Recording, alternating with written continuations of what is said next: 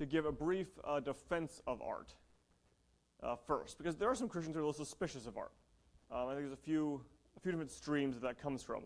One is kind of a puritanical view, and the Puritans, bless their heart, they're a classic example, and there are things I appreciate about the Puritans, but they're a classic example of people who recognized a legitimate problem and then really overreacted to it. So they quite rightly saw some of the stuff that they perceived as idolatry in the Roman Catholic Church and the Church of England. Like, oop, we don't want to do that. And so they kind of pendulumed and saw all art as like a slippery slope towards idolatry and worldliness. So Cromwell famously banned Christmas in England because, I don't know, thought Christmas was bad. Because that's, one step towards, popery or something if we celebrate Christmas. And, and their buildings were these square boxes. They didn't even want wooden crosses in it because that would be, once we let wooden crosses in, it's a matter of time for worshiping icons and stuff like that. I don't think that's quite right. So but some of that kind of flavor still maintains in conservative Christian churches. We have this little suspicion of art. Also, sometimes there's kind of a Gnostic view, where spirituality is something that happens inside your head and your heart, and it never is externalized at all. And so we're suspicious of physical things. Sometimes people are. There could also be a kind of a romantic view, which says that man-made things are less pure and less spiritual than nature. And I like nature. Nature is great as well, but I'm going to argue that human beings can make beautiful things as well. And why is that? Well, my case for art, for Christian art, is twofold. One is art is godlike. God is the creator, and he made man in his image. So men are creators. God created a world stuffed with beauty. Even this morning, you see the trees, see the sunrise. It's beautiful, beautiful things all over the world. God didn't have to create that world. He could have created this very, functional, utilitarian world where everything just worked. But he didn't. He packed it full of beautiful things, of delightful things. Food doesn't just nourish us; it also tastes good, right? The sun doesn't just rise; it's gorgeous as it rises. So this is the world God made. God likes beautiful things. And whenever God tells us to make things, or whenever God commanded people to make things, he commanded them to make it beautiful. Think of the tabernacle and the temple, the Ark of the Covenant. This mathematical symmetry, these beautiful colors in the temple, the priestly vestments, blazing with jewels. Right? Everything he did, he made beautiful. So art is godlike. Art is also human. Humans have always done art, and we're the only biological creature that does art. Right, so it's not like chimpanzees do bad art and humans do better art. It's like nothing in the animal kingdom does art at all. Right? Animals are purely functional. Right? So birds build nests because they're cold, and apes use sticks to get ants out because they're hungry. Humans build cathedrals and paint paintings and tell stories just because. There's no survival value to it. It's actually art. The existence of art is a bit of a problem for evolution because art has no survival value. It does not help you survive. In fact, it may hurt your survival because you're moving resources from things like living into art. You're taking time to paint a picture instead of hunting. And like I said, humans have always done art. As long as there have been humans, there's been art. Why do we call cavemen cavemen? Because they drew stuff on the cave. And actually very good art, actually. It's not even like, it's actually good art that they drew in that cave. There's a prevailing theory now, actually, that never lived in caves at all, that the caves were more like their cathedrals. They would go to have these meditative experiences and paint art. So art is very human. Humans always do art, always have. Every evidence that there's ever been a human being in a place, we also find art. So it's something very essential to human experience. And I do think everyone is creative on a certain level. This doesn't mean you have to be like, wear a cape and beret and sip soy lattes and discuss things like that. But every human being creates things. It could be a motor engine, like that's a form of creativity. Could be, whatever. I think everyone does something creative. Sourdough is art, and carburetors are art. Like we all do art, and on some level. I think we need to recognize that leisure is a Christian duty, because there is this fear, I think, in the back of the head of some Christians isn't consuming art a waste of time? You shouldn't be praying or sharing the gospel or something instead. Is there actually value for the Christian to read books, listen to music, look at paintings, and watch movies? Now, as with everything, it is possible to consume art in a way that is disproportionate and unhealthy. So yes, you can idolize it, you can waste time on it, absolutely. But in the context of a well-ordered life, there is a place for leisure. We know this because we worship a God who instituted Sabbath. And understand we're under grace, we're not under the Sabbath as a law, but I think God is still trying to teach us something through Sabbath. And I think it's something like the principle of a 6-to-1 work-rest ratio. We spend most of our time working, but there's also a time for rest. And that is a good, wholesome Christian thing to do, to rest once in a while. God authorizes us to spend times of rest. Rest reminds us that we are not machines. Our value is not determined by our output. God desires us to have leisure, and leisure time actually creates time for creativity and recreation. Many sociologists believe that leisure is the basis for culture. You can't have a culture unless there's leisure time. If we're all trying to survive, you might have a team, but you have no culture. But you actually have to have leisure time to have real community, to have real arts, to create anything that's going to last multi-generationally. You have to have some kind of leisure. So I believe art reflects God's character and is central to the human experience. In correct proportion to our other duties, leisure and recreation can be a valuable part of a holistic Christian life. Art has value in shaping the imaginations. Now, this doesn't mean, so I get really into art, especially certain kinds of arts, mostly stories. Not everyone has to. That's not my point.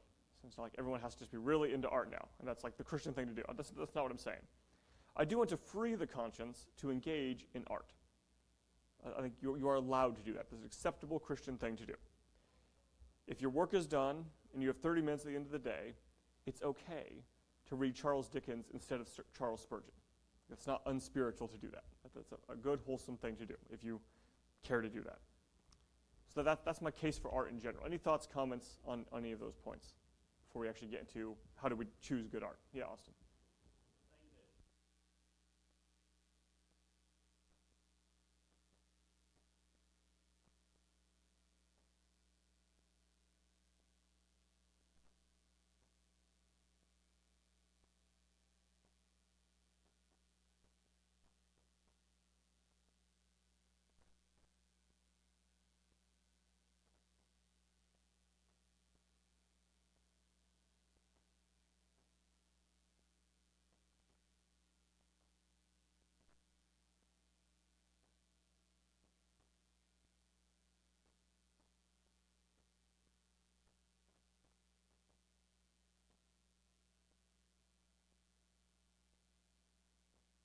Churchill said that we shape our spaces and then our spaces shape us.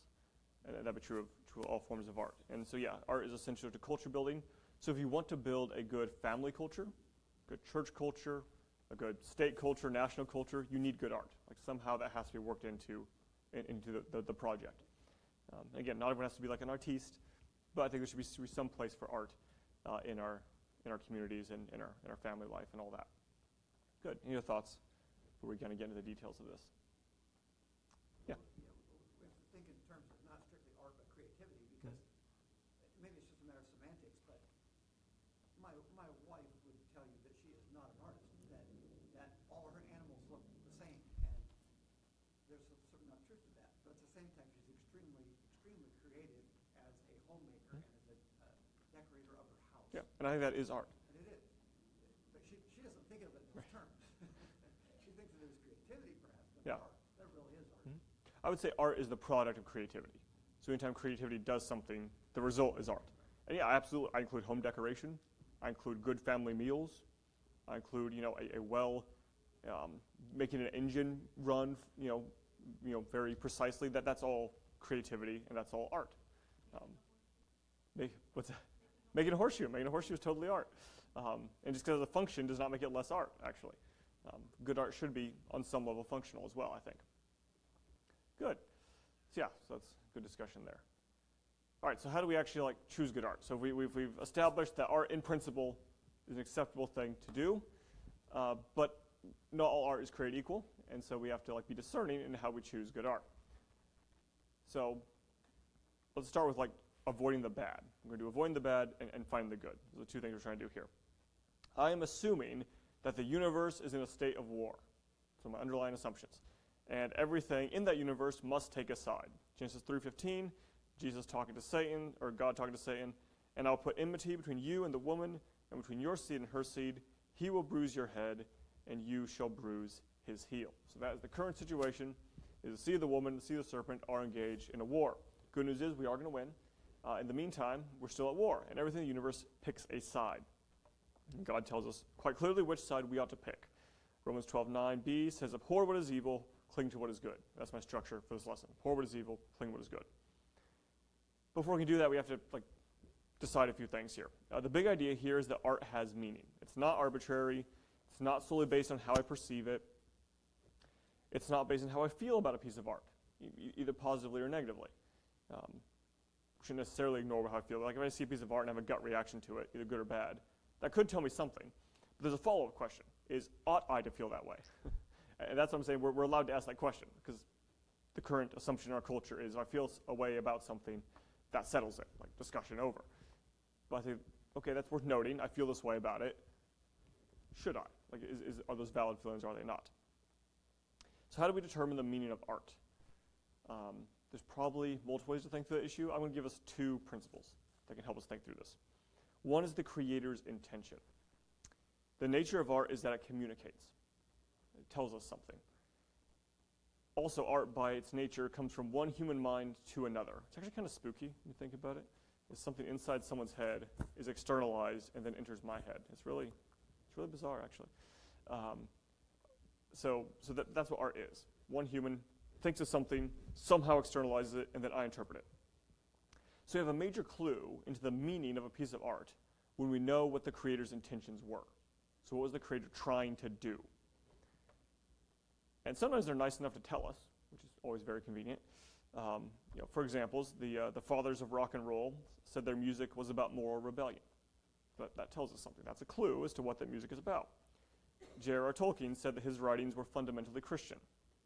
Okay, we take that into consideration. Now, it's not the only thing to take into consideration, as we'll get to in a moment, but that's something to note, okay? Other times, there are more subtle clues about their intentions. It's not as obvious. They weren't as explicit. But there's little clues, Sometimes in books, there's quotes at the beginning of the chapter. You've ever seen those? They put quotes at the front. That tells us something about what this is about. Sometimes one work of art will reference another work of art.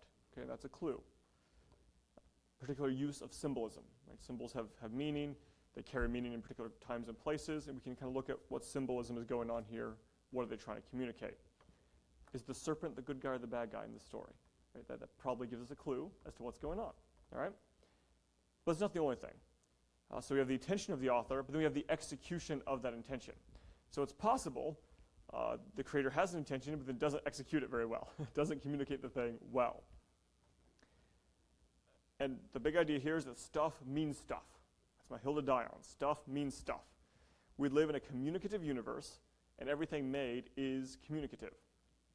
It tells us something. Therefore, we need to determine what art means. And different things communicate. Words communicate. I think that's the easiest one for us to accept. So song lyrics tell us something. Sentences in a book, the script of a movie, that all tells us something. That's not the only thing that communicates. Images tell us something. Right? The use of lighting and color. Right? If you have a movie scene, and it's the same script, right? So you take the same dialogue, but you put it in this an open nature scene on a sunny hillside with birds in the background. If you do it in a dark alley with the lights dim and a lot of backlighting and shadows, it's the same words will have different meaning in those different contexts, right? It changes how you perceive it. And again, symbols have different meanings. If you randomly throw a cross behind something or a swastika behind something, or like that changes how you perceive what's going on. Sounds have meaning. Beats and rhythms and melodies affect the meaning of a piece of music. Again, same lyrics change depending on what musical sound you put with it. I used the illustration before, but Martin's been in the habit of requesting Step in Time from Mary Poppins as a lullaby. Problem is, Step in Time is not a lullaby. It does not work as a lullaby.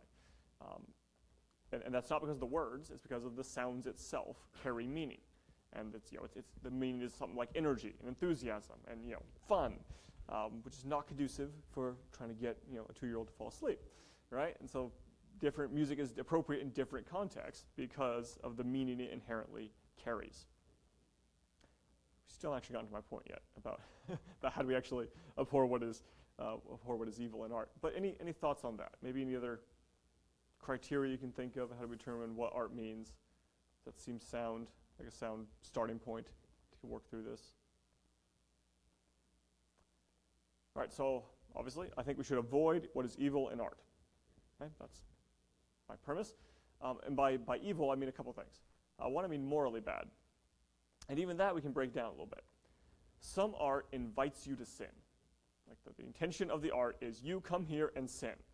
All right, I think the most obvious example would be something like a lustful image. Like the whole point is to make you sin. That's why it exists. That is the author's intention. And usually they execute that intention quite well, unfortunately. All right, so that's what it's trying to do. So that's an easy one. It's not easy to avoid it sometimes, but it is easy to say that is bad and we ought to avoid it. There's other more subtle things. A lot of literature is built around vice tourism, for that expression. So you get to vicariously experience other people's sins and kind of enjoy it a little bit, right? I can step into the mind of someone doing whatever, and just kind of indulge that. I'll talk about this more in a minute. It doesn't mean that you can never read a book that has sin in it, because if you do, the first book you gotta get rid of is the Bible. There's lots of sins portrayed in the Bible. But some stories are structured in a way that invites you to fantasize about doing something wrong. Okay, and so the intention there is to get you to sin. That's what it's trying to do. All right, so that's one level of morally bad. It's trying to get you to sin. There's another kind that is not inviting you to sin in the moment of participating in the art, but it does promote sin. So some art is sinful to participate in. Other art doesn't necessarily cause me to sin by participating in it, but its messaging is sinful. Isaiah 5:20 says, "Woe to those who call evil good and good evil, who put darkness for light and light for darkness, who put bitter for sweet and sweet for bitter." So that's something we ought not to do. We ought not to make evil look good and light look dark and bitter look sweet. Good art reflects the true good and beautiful. Any art that promotes falsehood, immorality, or ugliness is bad by definition. It's bad morally. It's also, I think, just bad art. It doesn't work well as art. Some art promotes a message that is just false. A couple examples. So a novel that portrays the villains as heroes and the heroes as villains. Right? And that's a real fad. I think it's kind of dying a little bit, but to make the anti-hero or the sympathetic villain who, he had a rough childhood. It's like, well, everyone has a rough childhood. Everyone has bad things happen to them, and they're not all villains. That's what a villain is. Someone who responds badly to things in life. But someone it's okay because they had this bad thing happen to them. Again, and that's different than having a complex character, that has real struggles and everything. That's different. But to try to make all your sympathies lie with the villain is a problem, right? That's something you ought not to do. Music that intentionally defies the rules of music to create an unpleasant, albeit original sound. Right? That was kind of a fad for a while. So we're just going to break all the rules here to prove we can, and that'll I don't know. At least it's different than Mozart. It's like, yeah, it's different than Mozart. You got that right. It's not very positive. But what is that doing? That's saying reality doesn't matter. The order of the universe doesn't matter. I can do whatever I want, and you just got to deal with it. That's the message being communicated by that musical sound. Movies, where the moral of the story is that if children rebel against their parents long enough, their parents will love and respect them for it. Which is like a dozen animated movies. That's the moral of the story. If you just push hard enough, eventually your parents will come around. And it's always the parent that learns the lesson in the end and not the kids, which generally is not how reality works. Okay? Sometimes parents have learned lessons, not saying that, but I don't know. The older I get, my parents' decisions make more and more sense all the time as I get older. Now, what do we do with this kind of art? It's not exactly like you're sinning if you engage in that art. So if you watch the animated movie where the kid's a brat and kind of gets away with it, are you sinning? Well, no, as long as you don't believe the lie. You just don't be succumbed by it. And these should be handled differently in different situations, with varying levels of sermon. I mean, one, who's engaging in this? Are we talking about kids and adults? Who's watching this? Who's participating in this? And sometimes it's an actual opportunity to talk it through. It's like, okay, this kid in the show is behaving that way. Do you think that's right? Do you think that's good and proper? Do you think, is that actually how it would work in the real world if you did that? Okay, it can be a place for that. Sometimes we can ask, how effective is the deception? Some things are so on the nose and obvious what they're trying to do that's like, this isn't fooling anyone. I guess I'm not that worried about it. Sometimes it's a little more sophisticated. You got to watch it a little more. Another danger of art is escapism. So where you retreat from reality into the art itself, into fantasy. Now, this can't be subjective, right? So a person who wants to escape can use any means to escape. So, they'll find a way to get lost in something. Some art, though, does lend itself towards a bad kind of escapism. There's different kinds of escapism. Lewis talks about stories that are designed for castle building. So it's for you to go into this daydream and imagine what it would be like to be wealthy or to be popular or to have something exciting thing happen in your life. That's the whole point of it. It's just, I lose myself in the daydream. It can be distraction from problems. And this is why I think people will even get into things like horror, like thrillers, that aren't very nice to watch in one sense, but distracts them from their own problems, right? So it's okay, I get this escape from my problems because I'm thinking about these imaginary problems over here. I don't have to think about the fact that, my finances are tight or I'm in bad health or whatever because I'm thinking about that. And I don't think that's healthy. Just avoiding reality, I don't think it's healthy. So I'm, well-documented Tolkien fan. That's, my credentials there are quite well established. However, it annoys me to death the people who just live in that world, and they're always, got to dress up like elves all the time, and that's like the highlight of their life is doing stuff like that. And by the way, those people annoyed Tolkien too. He thought they were crazy. Like, what are you guys doing? He actually lived a real life with a family and a career and all that, and he wasn't actually consumed by his own work. So that's the bad kind of escapism. There is a positive kind, though. Okay, so quoting Tolkien again, he was once asked about that. He was accused of his works are just escapist. His response was something like, "That sounds like something a prison guard would say." There's a healthy kind of escapism of leaving the drudgery of life for a little bit and enjoying something good and beautiful. That is actually a wholesome thing. That's a kind of Sabbath rest. We just take a little bit of time. I'm going to enjoy this piece of music. I'm going to enjoy this story. And that can be rejuvenating and recharging. The classic idea of the fairy tale is the hero goes into fairyland, not so he can get lost in fairyland, but so he can come back out and live in the real world as a better person. That's the whole point of that. And Lewis talks about Narnia. The kids go to Narnia so they can know Aslan better in the real world. That's the whole point. And that's a good art. That's what it does. Is you enter it, and you come back out a better person, able to deal with the real world in a more effective way because you've learned something, because you've grown as a person. You have a higher sense of beauty and morality, of whatever it may be, which helps you live in the real world more effectively. Okay, so that's morally bad art. Any thoughts, comments, concerns, questions on that?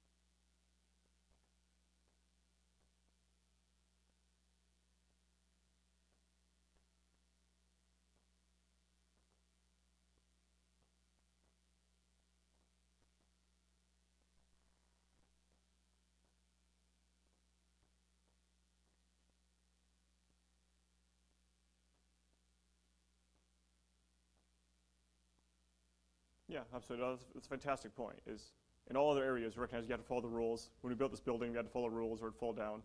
But people think, I think you're right. People think art is just me expressing myself, whereas traditionally art is actually me reflecting reality, is what it's supposed to be. It's me submitting to the rules that God made and ordering them such that they're good and beautiful and wholesome. Yeah. If it's okay to bring up Robbie Zacharias, I still think there's a lot to. He can still be right about things, even though he may have been a mess. He tells a story, and I'm paraphrasing obviously, but he tells a story of experiencing a tour of a building at one point where everything in it was abstract. There was no straight, coherent lines. It was all just abstract. And of course, this tour guide was expressing how this reflects life. That was obviously their philosophy. And he simply asked the question, I wonder if they built the foundations in the same way, which clearly they didn't. So, Or if they did, exit the building immediately, yeah. Where it matters, they had to go by the rules, right? Yep. But otherwise, we're trying to depict a philosophy where there's no rules. Mm-hmm. Absolutely. And that should not be seen as enslaving to us. So again, look at the art that follows the rules and those that doesn't. When you follow the rules, you get Mozart. When you don't, you get rap. It's actually, you actually be more creative, more beautiful, more productive, submitting to the rules than trying to break them all the time. Because because the rules are there for a reason. Like they actually make things good and profitable and orderly and beautiful. So yeah, absolutely, that's good. And that ties into maybe my second criteria, which is qualitatively bad.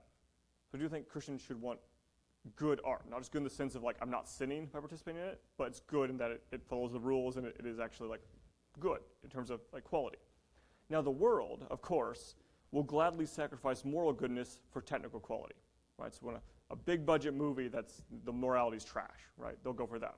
Christians often sacrifice technical quality for moral cleanness, right? So that's why we get hokey Christian movies where the script's terrible, the acting's terrible, everything's terrible about it, but it was clean, you know? And okay, that's fine. I'm not, if that's your thing, go for it. I'm just saying there is a difference qualitatively, okay? I think it's undeniable. This doesn't mean, though, this is what I want to be clear about. This doesn't mean everything has to be like highbrow, okay? There's different kinds of art. There is three kinds. There is pop art, folk art, and high art. So pop art is the Hollywood movies, the music that plays on the mainstream radio, the books at Barnes & Noble. Folk art is common art. It's not fancy. It's made by regular people, but there's something about it that resonates with the human heart, that somehow it lasts over time. And that is the test. You know it's folk art if it lasts multiple generations. Sometimes you don't remember who made it. It just somehow it sticks.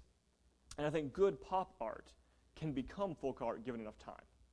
So it is possible to make that jump. Dickens would be an example of this. He was like a popular level writer, and the hoity-toities at the time criticized him for this because he just appealed to the masses, Well, they're all dead. No one remembers their name. But everyone remembers Dickens, right? Because it stuck, right? So something about it still touched a human nerve, and it stuck. So examples would be Dickens, Grimm's fairy tales would be an example. Battle Hymn of the Republic. I actually don't think it's a hymn, but it is good folk art. It's nice, and it sticks, This is good art that has real value, but it's not high art, and that's kind of the last phase. That would be Mozart. That would be Shakespeare. It's the very best the culture has to offer. And I think Christians should be good with high art. We should appreciate high art. Doesn't mean that's what you have to have playing in your car all day long. I like for art to use the analogy of food. There's different kinds of food. Some stuff's poison. Just don't touch it. Okay? It'll kill you if you take too much of it. Just avoid the poison. Okay? My radical position: don't eat poison. Then there's also things like that we consider junk food. Right? It won't kill you right away anyway, but it's not the best. And even in small doses, it might be fine. Right? It's okay to have a Snicker bar now and then. If all you're eating is Snicker bars, that's a problem. Right? So if there's some fun thing you like and you want to just eat some marshmallows now and then, that's okay. That's totally fine. Just should not be your whole diet. Then there's good, nutritious food, right? And there are various kinds, right? You got your proteins, you got your carbs, you got vegetables, different kinds. So you can have different categories of art that are all fine, they all do different things. And I should say this as well, not all good food has to be your favorite food. Right? There is room for preference within the category of beauty. Okay? I really think that. And if some stuff you just don't like, that's fine. You don't have to. That's different than saying it's bad, right? Some people like chocolate cake, some people like carrot cake better. Totally fine. I used the illustration last week of classical music. I don't just love classical music. It's not like my favorite thing. And I will never appreciate it the way my wife does, for example. But I know it's my problem. I'm not saying Mozart's the problem. Beethoven just didn't do it right. If he did, I would have liked it. I'm not saying that. It's objectively good, and I do expose myself to classical art sometimes because I know it's good. There's also such a thing as a balanced diet. Carrots are good for you, but it's not the only thing you should be eating, right? That would also be a problem. So you should have a variety of things and enjoy different things. So in summary, Christians should abhor bad art. They should abstain from art that invites us to sin, and they should be careful about art that promotes falsehood, sin, and ugliness.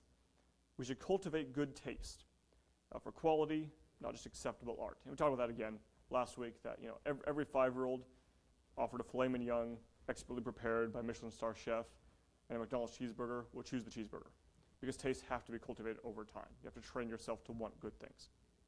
And I think Christians should engage in that. All right, so that's bad art. Anyone have any thoughts, comments, questions on bad art? Yeah, Kelsey. I'll get to you.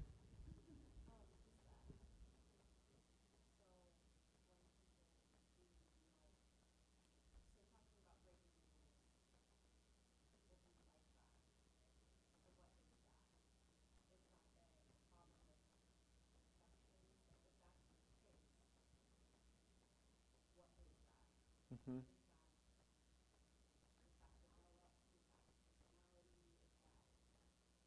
I think it depends on exactly what we're talking about. So some of it is taste, right? So if you grow up only eating McDonald's cheeseburgers, you think that's normal.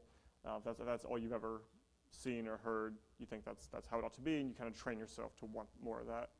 I mean, it could be deeper. It could be an affection of I like breaking the rules. I like challenging the norms. I don't like order and peace and beauty. I like a little bit of chaos. So that could be what's going on. Some could just be naivety of not understanding what it is I'm participating in and fully grasping it. So I think it depends on the person of what's actually going on there. Yeah. I think most people just consume art blindly and don't think about what it is and what it's doing to them. And I guess it's not just Christian, like everyone does that. And so I understand why people sometimes they aren't in the habit of thinking through the issue of training themselves to develop their taste, so they just kind of consume it without thinking about it. And it does, all those things are designed to hit a certain nerve. I think usually they appeal to the belly. They appeal to our animal appetites some way. They give us that little dopamine rush, and that's nice. We like that. And so I get why you would be trained in that. Yeah, John.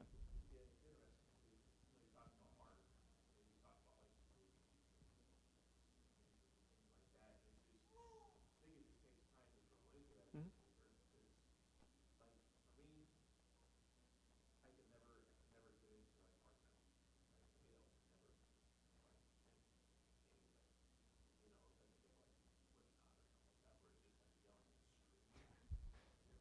Screaming while pounding a drum, yeah.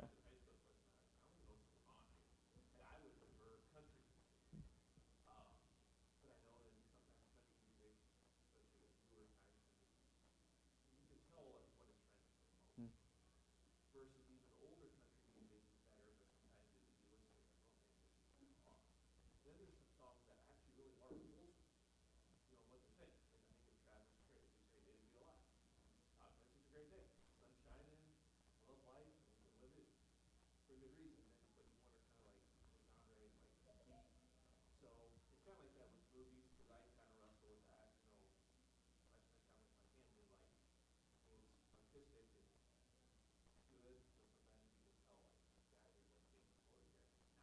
Mm.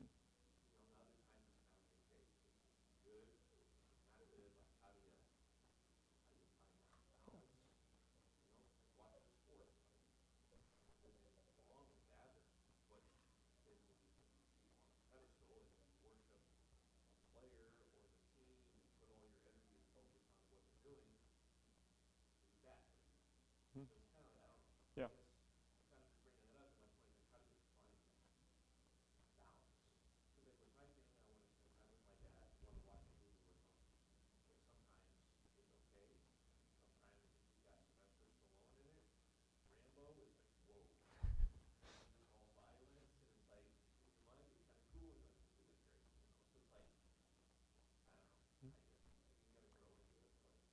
Yeah, well, it does take practice. You have to cultivate the palate, so to speak, and yeah,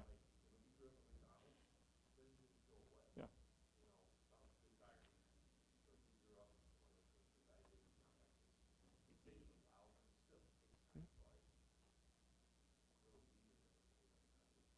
mm-hmm. And some of it is wisdom and judgment calls, and we have to just try to do our best. And I think if we have a submissive heart to God, hey, God, I want to do the right thing here. I think God blesses that, and He will help us in that process of trying to sort through all the particulars. Do something here. Well, in some of our discussion, I think we're still kind of maybe mixing up the McDonald's versus the poison. Sure. Okay? I mean, because if we're talking the poison here, well, that's just simply our flesh at work. And Yeah. It's appeal to the flesh. And even Christians fall into that, Yeah. right? We can be walking in the flesh and actually be attracted to poison. So I think that's what it is when we're attracted to the poison. Mm-hmm. If we're talking about the McDonald's or whatever, then it is just a matter of, look, we can't live on that forever. We've got to find that balance. And, it's okay to have a burger once in a while. But, that's not what our and if that's just where our appetites are all the time, then yes, we've got to change our appetites. Yeah. And that's where the reason's got to kick in and the governance. Yep. Yeah, sometimes it's just a matter of, a reason has to tell our affections to cool it and tell our flesh to behave itself. And Yep. No, it's good. All right. So, yeah, go ahead. Oh, I was just going to say, I think a good, I don't know if you were around when Doug Backer came. Mm-hmm. Yeah, I remember that. A good one in his book, New Heart, New Song, is really good because and when he came and he did demonstrations for us, and he didn't say, you can't listen to, like, if I'm super tired and I'm going to clean my house, I might turn on some, what I would call fun music. Yeah. Not It's not going to be Amazing Grace or something. no, Yeah. but if that's all I ever listen to is the musicals or Hmm. just those types of things, or even just soundtrack Yeah. type music or something, that's not really going to feed my soul the way the hymns and spiritual songs Mhm. would. So it's really a lot of, like you're saying, keeping that really in balance. It might have a place at times, Mhm. but it's not like should not be my go-to steady diet. Yeah, absolutely. There's time and place too. What am I doing? Is this corporate worship? Is this me on the treadmill? Like those are different things. Require different things. Yeah, that's a good point as well. Yeah, no, and Doug Backer's work on this is really good as well. So recommend his stuff for sure. All right, I do want to talk about the positive side as well. So we should abhor what is evil in art. We should also cling to what is good in art. And I think good art should have two things. It should have a Christian message. Again, my assumption here is that all art communicates. Everything that communicates is capable of either praise or blasphemy. It can talk, it can blaspheme, or it can worship. All art either derives from human sin or divine grace. So in that sense, all art should be Christian art. This does not mean, though, that if an art is made by Christians, we're good. If art is made by unbelievers, then it must be bad. It's not quite that simple, because people are more complicated than that. Humans, or Christians, even regenerate Christians, true Christians, still have a sin nature, and sometimes the stuff we do is sinful. We all know that in our own lives, and so why wouldn't the stuff we make sometimes also be sinful? I do also believe in common grace, that God gives grace to unbelievers, and they're able to sometimes do beautiful, exquisite things. I'm also not saying that all art needs to have like an explicit Christian message, like us to preach the gospel all the time. Honestly, and this might be controversial, I sometimes prefer if it doesn't. I don't think using art as like covert evangelism opportunities is the best use. I think you should just preach the gospel. I think it's actually better to just actually expressly say the gospel than try to like sneak it in to stuff. But that's another thing. So again, just because a Christian makes a piece of art doesn't mean that it's not tainted by sin, because it is. Again, maybe to step on toes, I'm not trying to. I about vomit every time I go to the Christian fiction section of a bookstore. Like it's all of it. Yeah, I don't like it. And some of it, I mean, a lot of it, like your Amish romance stuff, it is vice tourism. Like it appeals to the belly. It appeals to this very like sentimental, kind of romantic thing, like borderline erotic stuff. It's not even good.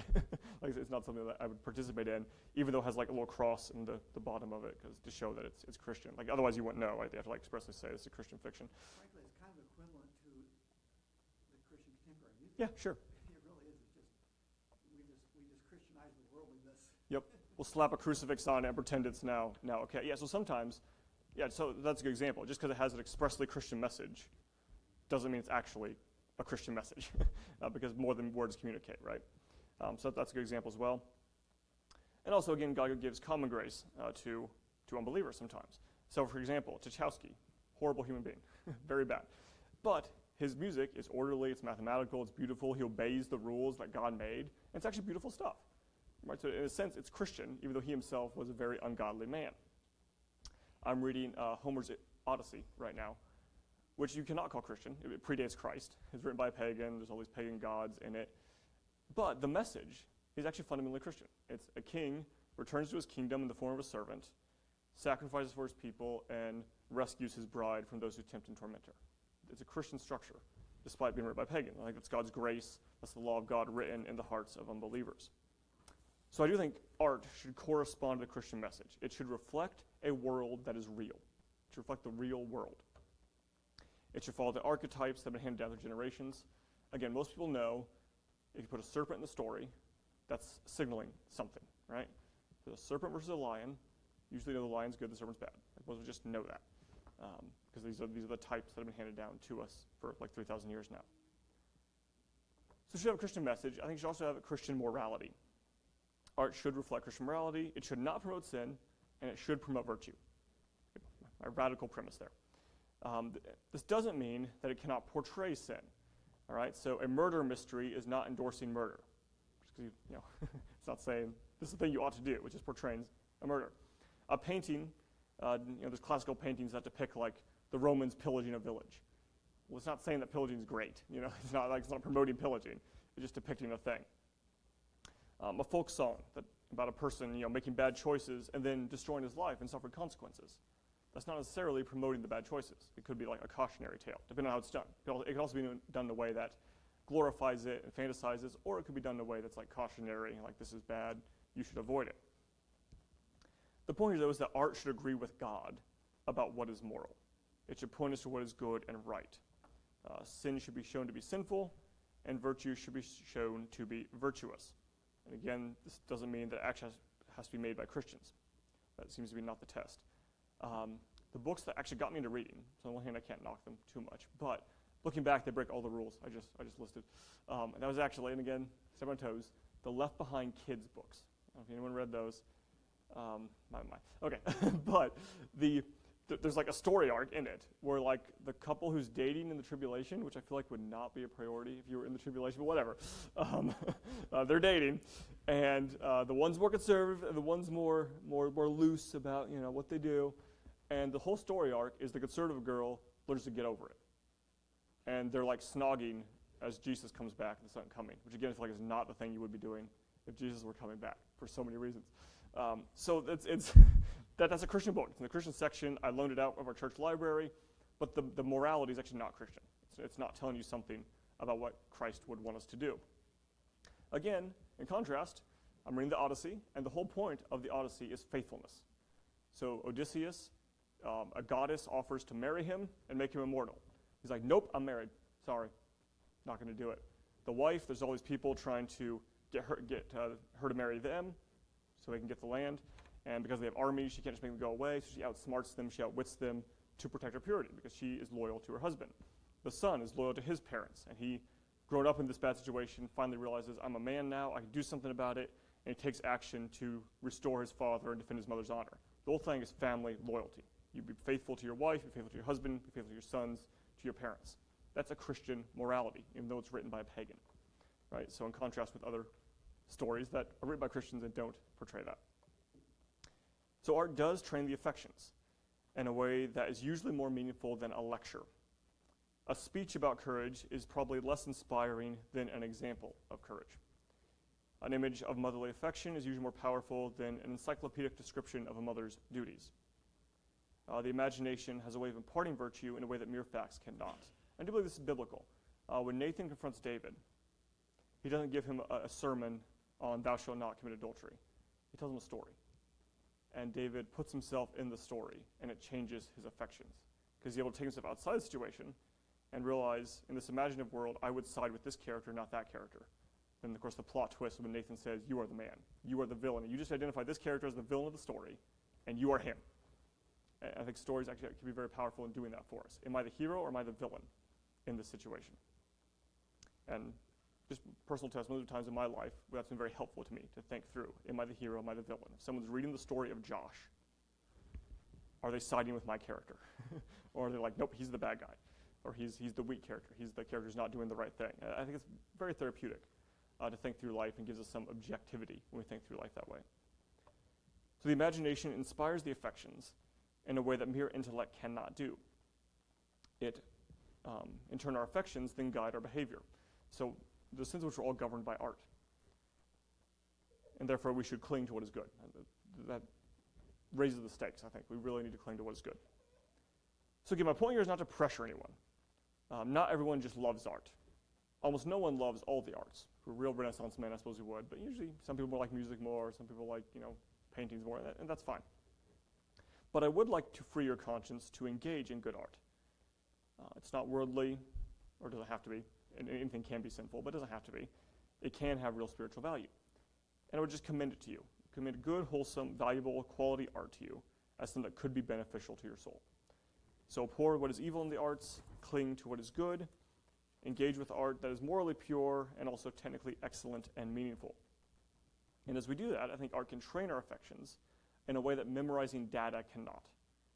Therefore, the art we allow into our lives and the lives of our children is actually very important. So cultivate your taste to value what is true, what is good, and what is beautiful in the arts. That's my case. Anyone have any thoughts or comments you want to add before we dismiss? Very good. Thanks for letting me nerd out on that. That's a pet topic of mine, so thanks for letting me rant for a little bit. All right, let's pray, and then we'll transition to the next service. Our Father, we are grateful for the beauty that you put in this world, and that we, as your image bearers, get to participate in it and engage in it, and that really is a joy. Please help us to do it responsibly, to steward that which you have given us in a way that's actually beneficial to our souls, to the souls of others. And I do pray you give us wisdom in that, because it can be hard sometimes. Help us to discern what is good and evil, to divide wheat from chaff, and to implement these things in our lives. Please give us good morning. Thank you that we can all be here, and I pray you would bless the service ahead. We love you. We pray this in Jesus' name. Amen. Thank you all. You are dismissed.